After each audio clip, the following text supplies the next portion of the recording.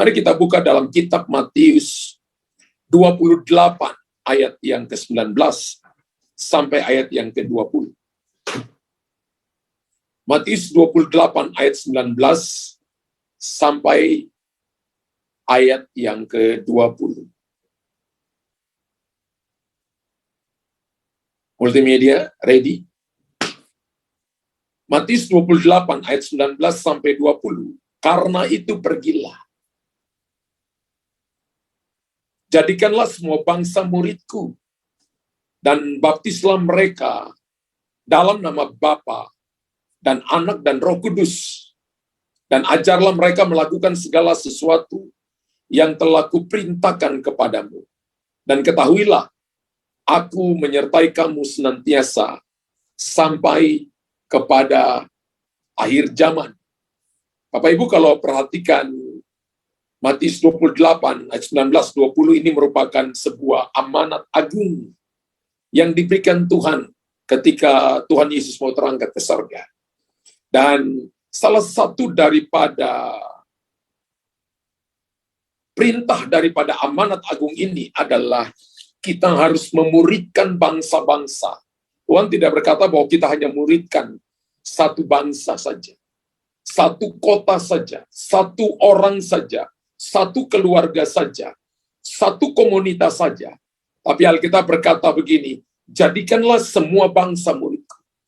Dan ini adalah tugas bagi semua kita yang percaya kepada Tuhan. Ini adalah tugas bagi semua saudara yang berkata bahwa saya telah have Jesus live in us, telah menjadikan Yesus tinggal dalam hati kita. Dan saya percaya bahwa perintah ini masih tetap berlaku kepada kita. Salah satu tugas saudara dan saya ada di dunia ini adalah menghasilkan buah. Tuhan mau kita berbuah lebat bagi Dia. Bapak Ibu tulis di kolom komentar, yang on-site berkata, Tuhan mau saya berbuah lebat bagi kemuliaan namanya. Dan Bapak Ibu perhatikan baik, Alkitab berkata, kita tidak dipanggil hanya menjadi terang bagi diri sendiri. Betul? Tetapi kita dipanggil menjadi terang bagi keluarga. Kita dipanggil menjadi terang bagi kota. Kita dipanggil menjadi terang bagi keluarga, bagi bangsa, bagi all nations, bagi bangsa-bangsa. Jadi terang Tuhan yang ada pada kita bukan untuk kita nikmati sendiri, tapi kita harus bawa itu kepada bangsa-bangsa. Sebagai orang percaya yang bertumbuh, yang semakin dewasa, maka Bapak Ibu tidak boleh berpikir hanya tentang diri Bapak Ibu. Bapak Ibu harus berpikir tentang orang lain, berpikir tentang keluarga, berpikir tentang kota, berpikir tentang bangsa. Bapak Ibu harus tahu tentang headline di media koran, sehingga Bapak Ibu harus bisa berdoa kepada pemimpin-pemimpin bangsa, pemimpin-pemimpin kota. Itu artinya kita jadi terang. Orang Kristen, sekali lagi, tidak dipanggil hanya menjadi terang bagi diri sendiri, hanya menjadi garam bagi diri sendiri. Untuk itu kita harus menjadi murid yang mau dibentuk. Kita harus menjadi murid Tuhan yang mau diperbaharui, yang mau dipertajam. Amin. Kita perlu belajar, kita perlu dilatih. Ada kelas-kelas pemuritan yang ada pada gereja lokal ini. Yaitu ada kelas SALT, Sekolah Alami Lawatan Tuhan. Kalau Bapak Ibu mau yang akademik, ada S1, ada S2, sampai S3-nya juga. Kalau kita mau belajar, kita mau diperlengkapi, kita mau dibentuk, kita mau diperbaharui, kita mau dipertajam. Tujuannya supaya apa? Supaya hidup kita menghasilkan buah yang bisa dinikmati oleh semua orang, sehingga nama Tuhan dipermuliakan. Amin. Sehingga hari ini saya ingin men-share ini kepada kita, supaya Bapak, Ibu, dan saya menjadi sebuah kerinduan hati Tuhan, melihat kita menghasilkan buah. Gereja itu bukan cuma kumpul-kumpul, tapi gereja itu bicara tentang tubuh Kristus. Gereja itu adalah bicara tentang bagaimana saudara dan saya bisa menghasilkan buah, dan buah itu salah satunya adalah buah pertobatan, buah tentang jiwa-jiwa yang harus Bapak, Ibu, dan saya hasilkan. Dan di mana kita bukan hanya menjadi orang percaya, tapi kita harus bertumbuh terus menjadi murid Kristus. Bapak, Ibu tulis di kolom komentar, saya harus bertumbuh terus menjadi murid Kristus. Amin. Dan untuk hal tersebut, kita membutuhkan langkah-langkah atau punya tujuan hidup. Ya, ada sebuah buku yang bagus kalau Bapak Ibu suka mau baca, namanya Purpose Driven Life. Kehidupan yang dikendalikan oleh tujuan. Kalau kita hidup tanpa tujuan, maka kita akan sampai di mana-mana. Yang pertama, yang kedua, kita tidak akan pernah bertumbuh. Yang ketiga, Bapak Ibu tidak akan pernah berbuah. Haleluya. Kita harus tahu langkah-langkah, kita harus tahu tujuan untuk kita bisa mencapainya. Kalau orang punya tujuan hidup, saya percaya dia akan melayani dengan kerja keras, dia akan berdoa sungguh-sungguh, dia akan fokus kepada tujuan, entah itu dalam pekerjaan, dalam bisnis, dalam keluarga, karena dia sudah tahu tujuannya, dia ngatur langkah-langkahnya menuju kepada tujuan itu, dan dia akan sampai ke sana. Haleluya. Karena jika tidak, maka kita hanya akan berputar-putar. Seperti bangsa Israel di padang gurun. Mereka melihat tiang awan, tiang api, penyertaan Tuhan. Mereka mengalami yang namanya invisible hand.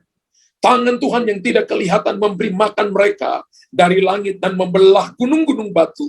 Memberikan mereka minum dari gunung-gunung batu.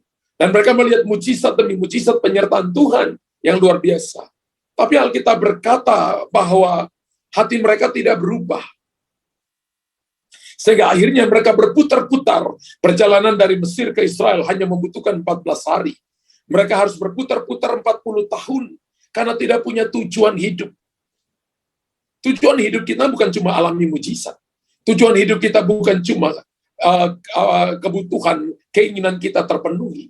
Tapi kerinduan Tuhan yang paling dalam itu harus menjadi kerinduan terbesar kita, yaitu kita rindu dan lapar haus akan kebenaran. Bukan cuma itu, ketika kita dipuaskan oleh Tuhan, maka kita harus menjadi berkat bagi orang lain, membawa mereka datang menyembah Tuhan. Hal ini, saya ingin menjelaskan bahwa kehidupan kita pada hari ini adalah hasil dari masa lalu yang telah kita bangun.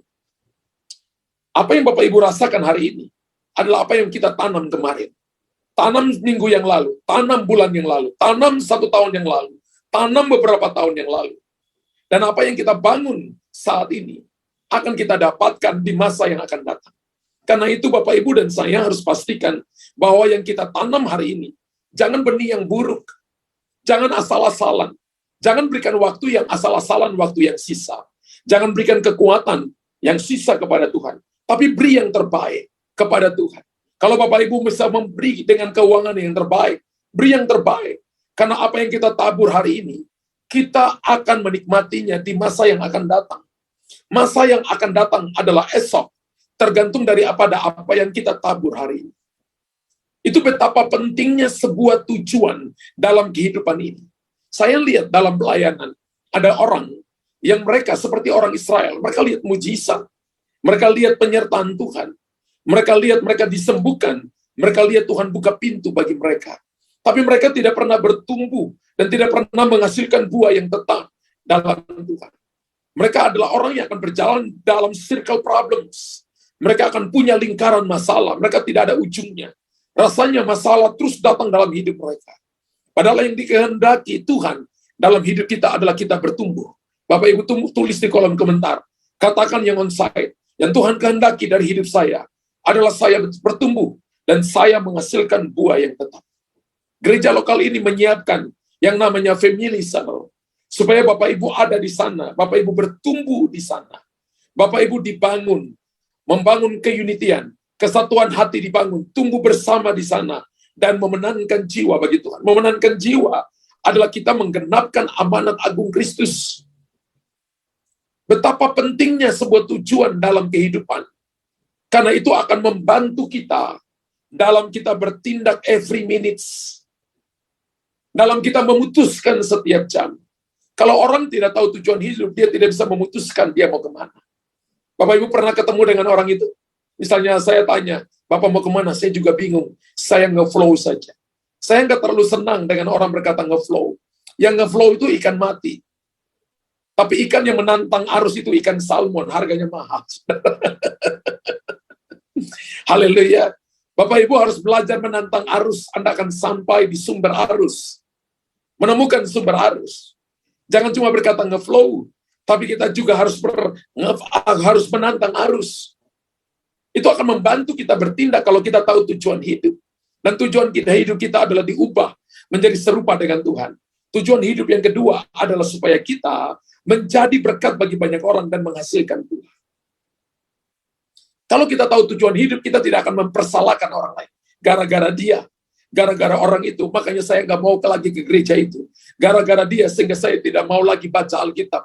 Gara-gara dia, sehingga saya akhirnya tidak jadi orang Kristen. Saya percaya ini orang yang tidak punya tujuan hidup. Orang yang tidak punya tujuan hidup selalu mempersalahkan orang lain. Karena apa yang kita dapat sekarang adalah hasil daripada apa yang kita sudah bangun di masa lalu. Mungkin Bapak Ibu bangun masa lalu dengan keadaan yang tidak baik. Tapi jangan lakukan kepada masa depan, jangan lakukan untuk hari ini. Bapak Ibu harus tahu bahwa pentingnya sebuah pemuritan itu sangat penting. Makanya Tuhan Yesus katakan tadi, dari Matius 28, ayat 19 sampai ayat 20. Karena itu pergilah. Kita harus keluar dari comfort zone. Lalu kita pergi, jadikan semua bangsa murid multimedia. Dan baptislah mereka dalam nama Bapa dan Anak dan Roh Kudus. Dan ajarlah mereka melakukan segala sesuatu yang telah kuperintahkan kepadamu. Dan ketahuilah, aku menyertai kamu senantiasa sampai kepada akhir zaman. Pentingnya pemuritan, saudara. Tuhan mau sehingga semua orang percaya itu dimuridkan. Murid itu dari kata bahasa Inggris disciple. Kemudian kita dapat kata disiplin di situ. Dan seorang murid tugasnya adalah belajar. Katakan amin. Haleluya. Seorang murid tugasnya belajar. Orang yang berhenti belajar adalah orang yang berhenti bertumbuh. Tapi orang yang terus belajar, maka dia akan mengalahkan orang-orang yang terbelajar. Bapak Ibu mungkin sudah selesai S1, S2, selesai S3. Lalu Bapak Ibu berhenti belajar. Saya berkata Anda berhenti bertumbuh. Tapi kalau Bapak Ibu terus belajar, maka Anda akan mengalahkan orang-orang yang terbelajar. Haleluya. Seorang murid tugasnya utamanya adalah belajar. Haleluya. Ketika Bapak Ibu dengar firman, Bapak Ibu catat, Bapak Ibu rekam, pulang dengarkan lagi, dalam mobil dengarkan lagi. Maka Anda adalah orang yang mau belajar terus. Dan seharusnya hal ini pun berlaku bagi orang Kristen. Tuhan mau kita disiplin, mau terus belajar, saudara. Ya, seorang murid harus memiliki kedisiplinan agar hasil yang diinginkan dapat tercapai. Kalau kita ingin jadi dokter dan kita malas belajar, maka kita nggak akan pernah jadi dokter. Kalau kita ingin jadi seorang bisnismen yang sukses, dan kita tidak mau belajar ketika kita datang bekerja dari bawah dan tidak belajar dari orang-orang yang sukses yang ada perusahaan itu, maka kita satu waktu nanti akan jadi orang yang sama 10 tahun kemudian. Tapi kita akan berbeda 10 tahun kemudian ketika kita belajar hari ini dari hal-hal kecil. Mungkin gajinya belum besar, tapi kita mau belajar dari hal-hal kecil. 10 tahun kemudian, Anda jadi orang yang sukses, dan Anda bisa menolong banyak orang. Seorang murid perlu mendapat pelatihan, agar semua yang dipelajarinya dapat dilakukan sampai memiliki hasil yang memuaskan. Saya dulu adalah seorang pelatih taekwondo. Dan saya latih anak-anak yang tadinya tidak bisa apa-apa sampai akhirnya mereka bisa jadi champion. Dalam 3 bulan sampai 1 tahun, itu hanya melatih kuda-kuda dan pukulan yang rasanya membosankan. Tapi kalau mereka bisa melewati 3 bulan pertama, 6 bulan pertama, 1 tahun pertama, maka tahun berikutnya mereka sudah punya kuda-kuda yang kuat. Pelatihan itu akan membuat mereka mempelajari apa yang baik kepada mereka di kemudian hari dan akan menghasilkan hasil atau buah yang memuaskan. Bapak Ibu tidak boleh jadi orang Kristen yang asal-asalan, yang mau hanya cuma didoain, tapi Bapak Ibu nggak punya waktu berdoa. Yang mau dengar firman, tapi Bapak Ibu nggak punya waktu baca Alkitab dan merenungkan firman Allah sendiri. Ingat bahwa satu waktu nanti Tuhan Yesus datang dan dia akan nikah dengan pengantin yang sudah dewasa, bukan dengan anak-anak. Amin. Bukan dengan anak-anak. Tapi kita harus bertumbuh dari nepios, itu bayi. Kemudian jadi yang namanya teknon. Kemudian kita harus menjadi yang namanya, mulai menjadi yang namanya paidion. Pak Idion itu anak yang sudah dewasa, mulai umur 12 tahun sampai 19 tahun. Kemudian Huyos, umur 20 tahun, sampai umur 49 sampai 50 tahun. Itu adalah Huyos, putra yang sudah dewasa. Dan di atas Huyos adalah pater, Bapa, Father, bahasa Inggrisnya. Kita akan menghasilkan hasil yang baik dan hasil yang memuaskan. Dan hasil akhir seorang murid paling tidak menjadi sama dengan gurunya. Kalau kita latih seseorang dengan baik, satu waktu nanti akan terjadi pelipat gandaan. Tuhan Yesus berkata, seorang murid, kalau dia belajar baik-baik, dia akan menjadi sama dengan gurunya. Ingat bahwa anak selalu niru orang tuanya. Kalau mamanya suka dari kamar mandi dan pakai handuk, ketika keluar dari kamar mandi, anak perempuannya ikut. Anak lakinya bisa ikut. Kalau selesai baju dan Anda cuma lempar aja di dalam keranjang tempat pakaian, anakmu juga akan ikut lempar karena dia niru. Kalau Anda merokok, maka anakmu juga akan ikut merokok. Anda berkata, nah kamu masih kecil, jangan merokok, tapi papanya ngerokok. Kita nggak jadi contoh yang baik. Anaknya niru. Kalau Anda suka marah, jangan heran anak-anak juga suka marah. Kalau Anda rajin baca Alkitab, jangan heran anak-anakmu rajin baca Alkitab. Kalau Anda rajin berdoa, jangan heran anak-anakmu akan niru. Dan guru kita adalah Yesus. Dan tentu kita adalah murid-muridnya yang akan menjadi murid Kristus. Kalau Yesus adalah guru, maka kita harus belajar dengan baik. Kita harus dilatih dengan baik. Kita harus mempelajari setiap firman yang kita dengar, pelatihan yang kita dapat. Latih itu supaya menghasilkan hasil yang sempurna, hasil yang baik dan memuaskan, supaya nama Tuhan Yesus dipermuliakan. Dan semua hal di atas membuat kita menjadi orang Kristen yang akan berbuah banyak. Bapak Ibu bukan cuma bertumbuh, tapi Tuhan mau kita berbuah. Bukan cuma berbuah, tapi berbuah banyak. Berapa banyak buah jiwa-jiwa yang kita sudah ambil kepada Tuhan. Apakah Bapak Ibu ajak suamimu datang ibadah? Secara online maupun onsite? Apakah kita ajak anak-anakmu datang beribadah? Kalau kita ajak mereka nggak mau, maka doa. Setelah doa 1 minggu, ajak lagi. Kalau nggak mau, doa lagi. Tambah doa dan berpuasa. Gereja ini ada doa dan berpuasa hari-hari ini. Ambil waktu doa dan berpuasa. Itu mematahkan setiap roh kekerasan hati. Dan mengubah hati yang keras menjadi hati yang mau belajar, mau nurut.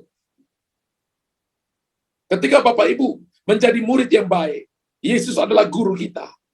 Kita belajar dengan baik, akan membuat kita berbuah banyak.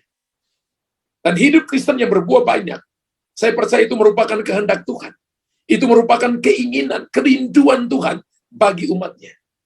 Bapak Ibu, mari kita belajar beberapa hal yang bisa membuat saudara dan saya berbuah banyak. Kita lihat dulu Yohanes 15, ayat 1 sampai ayat yang ke-8.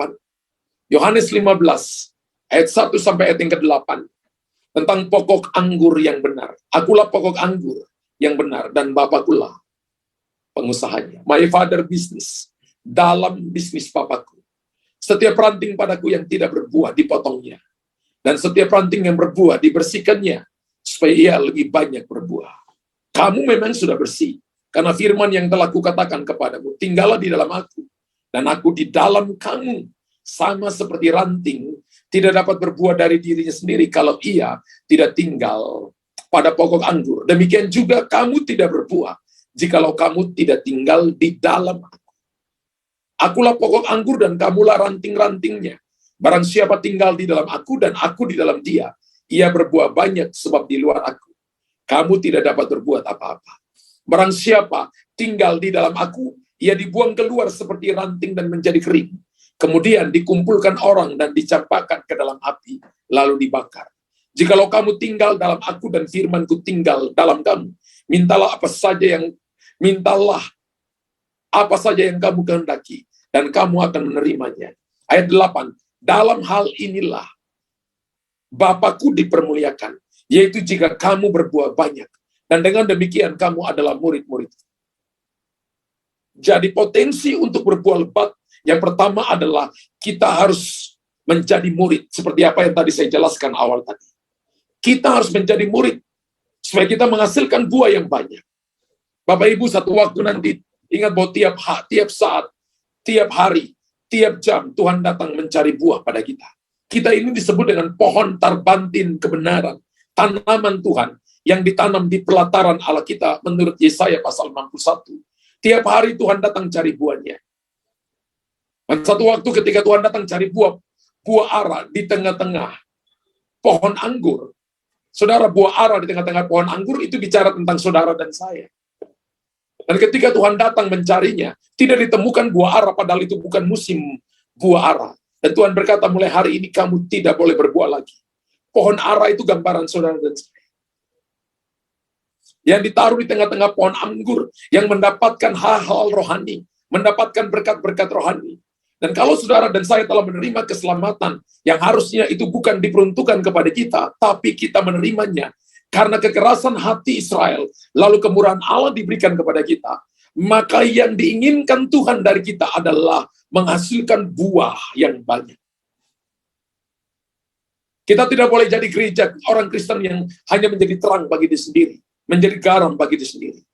Maka langkah pertama atau menjadi dasar bagi kita adalah saudara dan saya harus menerima Yesus sebagai Tuhan dan Juru Selamat secara pribadi dalam hidup saudara.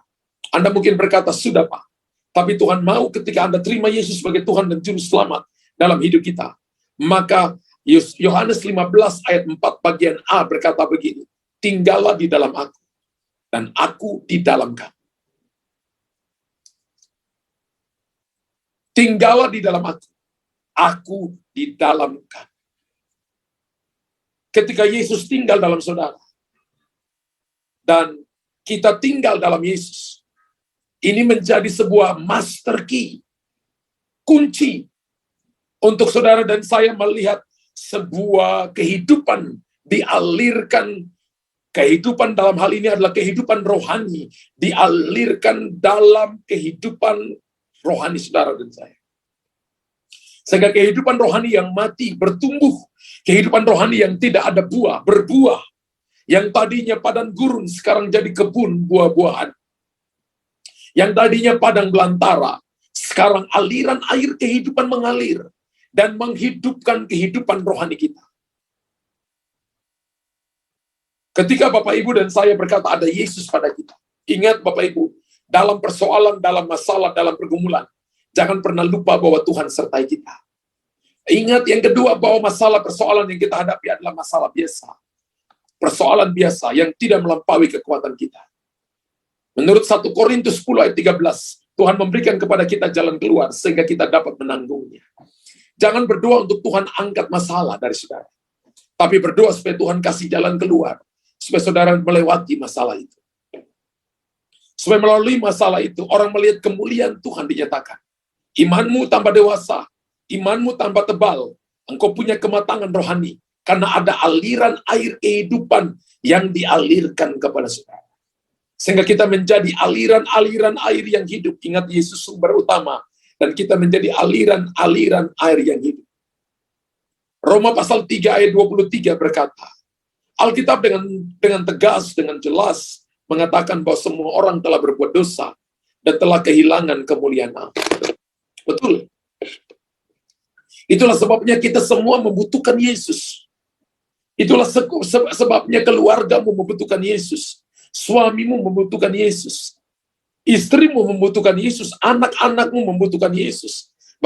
Bagaimana mereka bisa menerima Yesus sebagai Tuhan dan Juru Selamat kalau kita tidak menjelaskannya, memberitakannya kepada mereka? Bagaimana mereka bisa mendengar kalau tidak ada orang diutus?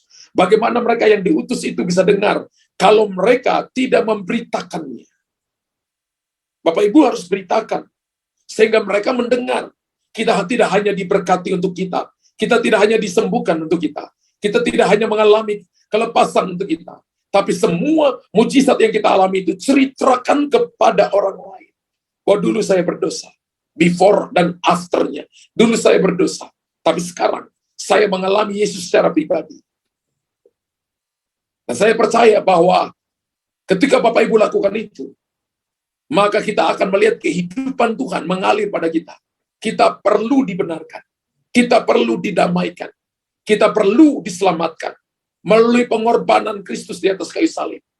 Amin. Dan setelah saya percaya, setelah orang itu bertobat, maka akan lebih mudah mereka menjadi murid Kristus. Sebab benih yang ada dalam dia bukan lagi benih dari dunia ini, tapi benih ilahi.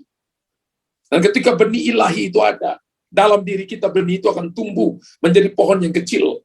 Karena akarnya sudah masuk ke dalam menemukan sumber, yaitu Tuhan. Maka dia siap menghadapi segala musim kehidupan, dia akan kuat. Dan dia akan menghasilkan kehidupan. Setelah kita bertobat, maka kita lebih mudah menjadi murid Kristus. Sebab benih ilahi ada pada kita. Dan tingkatan kita, tingkatan rohani kita, tidak lagi sama dengan tingkatan dunia ini. Kita punya kehidupan dalam doa, pujian, penyembahan setiap hari. Dan itu akan mempertajam telinga rohani kita untuk mendengarkan arahan Tuhan. Sehingga kita bisa melakukan perintahnya dan menghidupi janji-janjinya. Yesaya pasal 50, ayat yang keempat berkata begini. Tuhan Allah telah memberikan kepadaku lidah seorang murid. Ingat, Tuhan memberikan kepada kita lidah seorang murid. Supaya dengan perkataan, aku dapat memberikan semangat baru kepada orang-orang yang letih lesu. Setiap pagi ia mempertajam pendengaranku untuk mendengar seperti seorang murid. Jadi rahasianya adalah tetap kita harus jadi murid. Murid adalah tetap belajar. Muridnya adalah tetap melatih diri. Muridnya adalah tetap be fokus. Jadikan Jesus be the center. Maka Anda akan diberikan lidah seorang murid. Untuk memberitakan, memberi semangat yang baru kepada orang yang letih lesu. Dan mempertajam pendengaran kita untuk kita bisa mendengarkan suara Tuhan. Seorang murid akan mendengarkan suara guru. Mendengar, mengenal suara gurunya. Sehingga kita akan menghasilkan buah berlipat kali ganda. Kalau yang pertama, Anda harus have Jesus live in us. Menjadikan Yesus tinggal pada kita, dalam kita. Menjadi visi dari gereja lokal ini. Yaitu menjadikan Yesus tinggal dalam kita. Maka saya mau share ini kepada saudara yang kedua. Bahwa menyadari penting hidup yang harus terhubung dengan Yesus. Yohanes 15 ayat 4 bagian B berkata, sama seperti ranting tidak dapat berbuah dari dirinya, kalau ia tidak tinggal pada pokok anggur. Demikian juga kamu tidak berbuah, jikalau kamu tidak tinggal di dalam aku. Wow, lihat ada ketersambungan antara ranting dan pokok. Bapak Ibu harus menyadari pentingnya hidup yang terhubung dengan Yesus. Yang terkoneksi dengan Tuhan. Yang tune-nya sama dengan Tuhan. Wow. Kalau kita perhatikan ayat yang kelima, Alkitab berkata, di luar aku kamu tidak dapat berbuat apa-apa. Ayat yang kelima berkata begini, dari Yohanes 15 ayat yang kelima, firman Tuhan berkata begini, akulah pokok anggur dan kamulah ranting-rantingnya. Barang siapa tinggal di dalam aku, barang siapa tinggal dalam aku dan aku dalam dia, ia berbuah banyak. Berapa banyak yang berbuah banyak? Jadi kerinduan hati Tuhan. Dan dilanjutkan begini, sebab di luar aku, kamu tidak dapat berbuah banyak. Konektivitas, ketersambungan, harus Bapak Ibu lakukan every day, every minutes dalam kehidupan saudara dan saya. Gereja yang bertumbuh adalah gereja yang punya kehidupan doa, pujian, penyembahan, kesukaannya firman Allah terus-menerus. Gereja ini adalah tiap hari kita beribadah, saudara. Hari Minggu cuma celebration. Liburnya kita cuma Senin ya, Bapak Ibu ya. Dari Selasa, Rabu, Kamis, Jumat, Sabtu. Kita ibadah every day. Dan waktunya nanti Bapak Ibu akan melihat konektivitas ini. Kita akan tumbuh berlipat kali ganda. Jiwa-jiwa akan datang berlipat kali ganda. Bukan orang yang cuma mencari hasil di tangan Tuhan. Bukan cuma orang mencari jawaban di tangan Tuhan. Tapi mereka yang bertumbuh dewasa menjadi pohon yang siap berbuah pada musimnya dan berbuah lebat. Dan firman Tuhan jelas mengatakan bahwa bila kita tidak terhubung, tidak menyatu, tidak tertancap pada pokok anggur, maka kita tidak akan pernah berbuah. Yohanes 15 ayat yang kelima bagian B berkata begini, di luar aku, kamu tidak dapat berbuat apa-apa. Orang yang melayani tanpa terhubung dengan Tuhan, tidak ada konektivitas dengan Tuhan, tidak ada kehidupan doa, pujian, penyembahan, tidak ada gaya hidup menyembah Tuhan dan memberitakan firman, maka dia tidak akan pernah melihat hasil buah yang lebat. Tapi Tuhan janji, yang tinggal, yang terkonektivitas, tersambung, tercacak, terhubung dengan Tuhan, maka dia akan berbuah banyak. Wow. Yang menjamin kita berbuah banyak adalah Tuhan. Itu bisa terwujud atau tidak? Yes and amen. Bisa sangat amat terjadi atas hidup saudara. Yesus menjamin bahwa hidup Kristen yang berbuah banyak itu bisa terwujud. Dengan kata lain begini, kita harus menangkap getaran hati Tuhan. Bapak Ibu tersambung dengan hati Tuhan dalam doa, dalam pujian penyembahan itu supaya kita bisa menangkap hati Tuhan. Apa hati Tuhan bagi gerejanya? Yaitu berbuah banyak. Bapak Ibu tulis di kolom komentar, apa hati Tuhan bagi saya? Yaitu supaya saya berbuah banyak bagi Tuhan. Bapak Ibu tulis di kolom komentar, apa hati Tuhan bagi saya? Supaya saya berbuah banyak bagi Tuhan. Mulai hari ini Bapak Ibu taruh dalam hati, bahwa saya dipanggil Tuhan untuk berbuah banyak. Untuk membawa jiwa-jiwa datang kepada Tuhan. Tidak membawa datang kepada diri kita sendiri, tapi datang kepada Tuhan. Kita harus menangkap hati Tuhan ini. Kita harus menangkap detak jantung Tuhan ini. Dan saya percaya ini hal-hal yang menjadi kesukaan Tuhan. Kerinduan Tuhan itu bukan harta dan harta benda, bukan emas dan perak. Kerinduan Tuhan adalah jiwa-jiwa. Harta yang paling berharga dalam gereja itu bukan musik, bukan gedung gereja yang indah. Harta yang paling berharga dalam gereja adalah jiwa-jiwa. Yesus mati bagi jiwa-jiwa. Amin. Karena itu ketika Bapak Ibu selamatkan satu jiwa bagi Tuhan, maka Bapak Ibu sedang menangkap getaran hati Tuhan. Kalau Bapak Ibu membawa orang datang dan diselamatkan, bertobat, dilepaskan, maka Bapak Ibu sedang menangkap hati Tuhan. Karena itu kesukaan Tuhan. Tadi Yohanes 15 ayat yang kelima saya katakan, barang siapa tinggal dalam aku, dan aku dalam dia, ia berbuah banyak. Sebab di luar aku kamu tidak dapat berbuat apa-apa.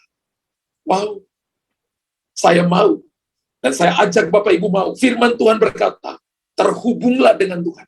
Ketika ada masalah, jangan pernah lari dari Tuhan. Jangan pernah kecewa dengan Tuhan. Ketika Bapak Ibu belum diberkati, jangan pernah bersungut-sungut. Ubah sungut-sungut jadi ucapan syukur. Setan sudah terlalu lama buat Anda stres. Ini waktunya buat setan stres. Dengan ketika masalah datang, ucap syukur, percaya, katakan terima kasih Tuhan, terima kasih. Aku ucap syukur, aku ucap syukur, aku ucap syukur. Dan Bapak Ibu harus tahu, berkat ucap syukur itu adalah 5 roti 2 ikan. Diberi makan 5.000 orang laki-laki, tidak termasuk perempuan anak-anak. Masih ada sisa 12 bakul. Kalau Anda ucap syukur, Alkitab janji Anda tidak akan kekurangan.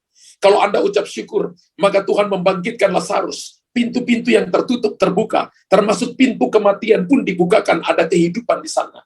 Langit terbuka dan Anda akan melihat terobosan yang besar yang akan Tuhan nyatakan. Ubah kegagalanmu menjadi kemenangan. Ubah yang tadinya Anda mengalami penundaan menjadi pelipat gandaan. Ubah yang tadinya tidak mungkin, kematian menjadi kehidupan. Karena Tuhan adalah Tuhan yang berjanji dan menepati janjinya.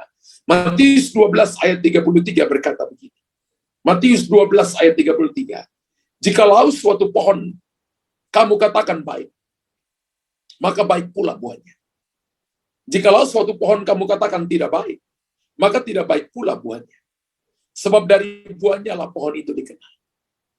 Kalau Bapak Ibu lihat pohon dia tumbuh, tapi tidak berbuah, sudah bertahun-tahun, sudah 10-15 tahun, dia tidak berbuah, maka itu pohon yang tidak baik. Tapi ketika Bapak Ibu tanam pohon mangga, 4 tahun kemudian, 5 tahun kemudian, dia berbuah lebat, maka itu pohon yang baik. Kalau kita udah jadi orang Kristen 10-15 tahun, 20 tahun, dan kita tidak pernah berbuah, maka kita pohon yang tidak baik. Tapi kalau kita menghasilkan buah yang lebat, kalau kita gereja Tuhan, dan kita tidak pernah menghasilkan jiwa, tidak pernah membawa jiwa-jiwa yang baru bagi Tuhan, kalau kita bekerja, kalau kita jemaat, dan kalau kita tidak pernah menghasilkan jiwa, tidak pernah memberitakan Injil, tidak pernah membawa orang terima Yesus sebagai Tuhan dan Juru Selamat dalam hidup mereka, maka Yesus berkata kita pohon yang tidak baik. Dan Alkitab berkata satu waktu nanti, pohon yang tidak baik ini akan ditebang dan akan dicampakkan ke dalam api. Tuhan pernah kasih kesempatan. Tuhan tanya kepada tukang kebun, sudah berapa lama pohon ini ada? Dan tukang kebun berkata, bahwa pohon ini sudah 1 tahun di sini. Tuhan berkata, tebanglah. Dan tukang kebun itu berkata, kasih waktu 1 tahun lagi, aku akan memberikan kepadanya pupuk. Dan kalau sampai aku akan merawatnya, Dan kalau sampai dia tidak berbuah, maka tebanglah. Kerinduan Tuhan adalah supaya kita berbuah lebat. Kita harus menjadi orang Kristen yang harus mendengarkan getaran jantung Tuhan dan kerinduan. Berapa banyak yang diberkati sampai di sini? Berapa banyak yang mau dengarkan getaran hati Tuhan? Getaran hati Tuhan adalah jiwa-jiwa. Yesus datang berikan nyawanya untuk jiwa-jiwa. Kalau Bapak Ibu sampai nangkap ini, maka Tuhan mau kualitas rohani, kualitas hati seseorang harus terpelihara dengan baik. Bagaimana caranya? Menjaga persekutuan pribadimu dengan Tuhan. Menjaga waktu-waktu pribadimu dengan Tuhan. Dan tidak digantikan oleh yang lain. Jangan anggap remeh jam-jam bersama dengan Tuhan. Dalam doa, dalam waktu baca Alkitab, dalam waktu saat teduh dengan Tuhan. Kumpulkan waktu-waktu quality time-mu dengan Tuhan. Dan akan mendatangkan hasil yang tidak akan pernah mengecewakan kita. Amin. Kenal Alkitab katakan ketika kita tercacak, terhubung, maka kita akan berbuah lebat. Kalau yang pertama, terima Yesus sebagai Tuhan dan Juru Selamat. Yang kedua, terhubung. Yang ketiga, menyadari kualitas hidup sebagai murid Kristus. Kita harus menyadari kualitas kita sebagai murid Kristus. Yohanes 15 ayat yang ke-8 tadi berkata, dalam hal inilah Bapa-Ku dipermuliakan, yaitu jika kamu berbuah banyak. Dan dengan demikian kamu adalah murid-muridku. Bukan cuma muridku, tapi murid-muridku. Wow. Lihat kualitas murid di sini, menghasilkan buah yang banyak. Kalau kita bilang kita murid Kristus, maka tanda bahwa kita murid Kristus adalah menghasilkan buah yang banyak. Hidup orang Kristen itu yang berbuah pasti memuliakan Tuhan. Saya bicara ini artinya untuk saya juga. Saya juga nggak aman ketika saya bicara ini. Artinya saya harus pastikan bahwa hidup saya berbuah. Saya tidak hanya cuma menjadi pohon yang hanya cuma bertumbuh, yang daun-daunnya kelihatan hijau, tapi Tuhan mau ada buahnya. Tuhan tidak mau Bapak Ibu cuma sukacita. Tuhan tidak mau Bapak Ibu cuma kelihatannya segar, kelihatannya diberkati, tapi Tuhan mau ada buah rohaninya, ada buah jiwa-jiwa, ada buah pertobatan, ada buah roh yang muncul dalam hidup saudara. Karena kualitas sebagai murid Kristus terlihat dalam kuantitas dan dalam produktivitasnya, dalam kualitasnya. Hasil yang diperoleh itu harus dirasakan oleh banyak orang. Ketika Bapak Ibu dan saya sebagai suami ikut Tuhan sungguh-sungguh, maka istrimu harus merasakan. Ketika istri ikut Tuhan sungguh-sungguh, maka istri harus menggenapi Amsal 31. Dia membuat suaminya terkenal di pintu-pintu gerbang. Dia membuat anak-anaknya berkata, aku berbahagia punya mama, punya ibu seperti ini. Kita membawa influence, membawa pengaruh, menjadi garam dan terang bagi dunia. Dan saya bayangkan sebuah dampak tertinggi dari kehidupan kita menjadi murid Kristus adalah Bapa dipermuliakan. Ketika kita menyelamatkan banyak jiwa, ketika kita menjadi gereja yang banyak jiwa datang, orang banyak datang, jangan tepuk dada dan jangan berkata, gerejaku yang paling hebat, yang paling luar biasa. Tidak. Tapi dampak tertinggi dari kehidupan kita sebagai murid Kristus adalah Bapa di sorga dimuliakan. Kamu berbuah banyak, supaya dalam hal itulah Bapa dipermuliakan. Karena hidup kita menjadi berkat bagi banyak orang. Kita tidak diberkati untuk diri kita. Kita diberkati untuk memberkati. Kita tidak dipulihkan hanya untuk diri kita yang alami sendiri. Dan kita berkata, aku senang, aku luar biasa. Tapi kita diberkati, kita dipulihkan untuk memulihkan. Saudara dan saya disembuhkan untuk menyembuhkan orang lain. Saudara dan saya dilepaskan untuk melepaskan orang lain. Supaya orang melihat bahwa berkat itu bukan cuma untuk Anda. Tapi berkat itu Anda bawa kepada orang lain. Supaya orang lain mempermuliakan nama Bapa di surga. Matius 5 ayat 16 berkata begini. Matius 5 ayat 16 berkata, demikianlah hendaknya terangmu bercahaya di depan banyak orang. Tuhan mau kita jadi terang di depan banyak orang. Supaya mereka melihat perbuatanmu yang baik. Dan memuliakan Bapamu yang di surga. Wow, biarlah terang Tuhan, perbuatan baik, perkataan Injil, kehidupan saudara dan saya, menerangi banyak orang, menjadi berkat bagi banyak orang, dan mereka diselamatkan. Mulai hari ini taruh dalam hati saudara, janji di hadapan Tuhan, karena ini kerinduan hati Tuhan. Kita tidak bisa puaskan Tuhan dengan makan dan minum, kita tidak bisa puaskan Tuhan dengan uang kita, dengan kedudukan prestasi kita. Kita puaskan Tuhan dengan jiwa-jiwa yang kita ambil bagi Tuhan. Bapak Ibu, ini waktunya supaya gereja bertumbuh berbuah, karena itu menjadi kesukaan Tuhan. Haleluya. Berapa banyak Bapak Ibu yang berkata, saya mau menjadi penjala jiwa bagi Tuhan. Saya mau menjadi murid Tuhan yang akan menghasilkan jiwa-jiwa bagi Tuhan. Kalau itu Anda, angkat tanganmu. Sebelum kita terima perjamuan kudus nanti, Bapa di sorga, Engkau lihat tangan-tangan terangkat. Kami tidak diselamatkan untuk dari diri kami sendiri. Kami diselamatkan untuk kami menyelamatkan orang lain. Kami terhubung dengan Engkau, supaya kami membawa dampak bagi banyak orang. Supaya orang melihat kualitas hidup kami. Orang melihat produktivitas hidup kami. Orang melihat bukan cuma kualitas, tapi kuantitas hidup kami. Ada pelipat gandaan terjadi. Berikan kepada kami hati yang mendengarkan detak jantungmu Tuhan. Getaran hatimu. Supaya kami membawa jiwa-jiwa sebanyak-banyaknya untuk Tuhan. Dan nama Tuhan dipermuliakan. Bapa di sorga, hamba berdoa, kemuliaan hanya bagi Engkau. Engkau lihat tangan-tangan yang terangkat.